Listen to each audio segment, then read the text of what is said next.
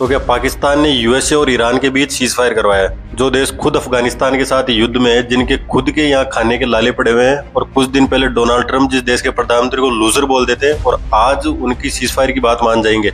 आखिर सच्चाई क्या है? तो देखो, आज सुबह यानी 8 अप्रैल को डोनाल्ड ट्रंप का एक ट्वीट आता है जिसमें लिखा हुआ था कि पाकिस्तान के प्रधानमंत्री और फील्ड मार्शल आसिफ मुनीर ने उनसे ईरान पर हो रहे हमले रोकने की रिक्वेस्ट की है और बदले में ईरान स्ट्रेट ऑफ हॉर्म्यूज खोलने के लिए राजी हो गया है, जिसके बाद ट्रंप 2 हफ्तों की सीज फायर के लिए मान जाते हैं। लेकिन सच्चाई ये है कि ये सीज फायर ईरान ने अपने दम पर करवाया है, यूएसए को घुटनों पर लाकर। वो कैसे? तो देखो, यूएसए इस वॉर में अब तक लगभग $45 बिलियन खर्च कर चुका है। इंडिया का जो टोटल डिफेंस बजट है वो है $86 बिलियन का, यानी उसके आधे से ज्यादा तो अकेला यूएस इस वॉर में खर्च कर चुका है। ऊपर से इन्होंने ईरान के लिए जो ऑब्जेक्टिव सेट किए थे, वे रातों रात वेनेजुएला की तरह अटैक करेंगे, वहां की सरकार चेंज करेंगे और अपनी एक पपेट सरकार बनाएंगे जो अपनी इशारों पर काम करेंगी। इसके बाद पूरे मिडिल ईस्ट पर अपना कब्जा होगा।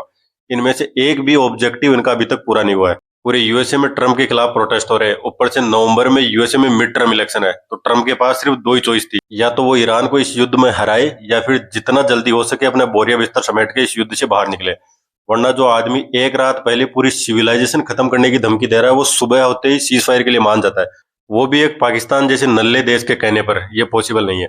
यहाँ पर यूएसए ने पाकिस्तान का अपने पालतू कुत्ते की तरह इस्तेमाल किया है कि इन्होंने आकर हमसे रिक्वेस्ट की है, इसलिए हम सीज फायर कर रहे हैं, युद्ध रोक रहे हैं, वरना हम कभी नहीं रोकते। क्योंकि अगर Donald Trump directly cease fire की बात करते तो पूरी दुनिया को लगता है कि यूएसए इस युद्ध में हार रहा है। सच्चाई ये है कि ट्रंप को पता चल चुका था कि ईरान अब इस युद्ध में पीछे हटने वाला नहीं है, और ना ही यूएसए अब ईरान को हरा सकता है। बाकी ये मेरा पर्सनल ओपिनियन है, आपका इस पर क्या कहना है? कमेंट्स में अपनी राय जरूर बताएं।